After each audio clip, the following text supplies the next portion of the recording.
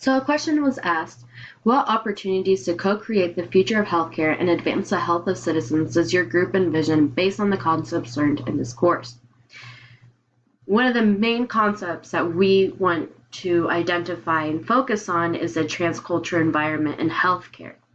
This begins by teaching transcultural relativeness to nurses, which are the first contact of patients. So we wanted to create a program that would invite nurses from all over the world to partner with a nurse stationed in the U.S. This relationship would be mutually beneficial for both nurses.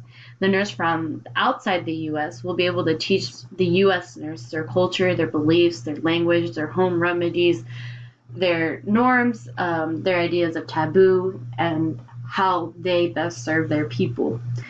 As the U.S. nurse likewise would teach that to the outside nurse, and that would also be their beliefs or practices, how they best serve the people here.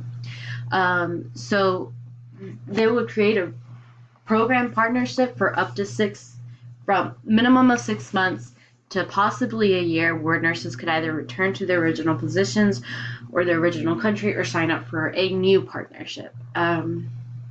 This gives both nurses the possibility of being able to communicate better with their patients, be able to focus better on how best to identify what their patient needs and how best to help with that.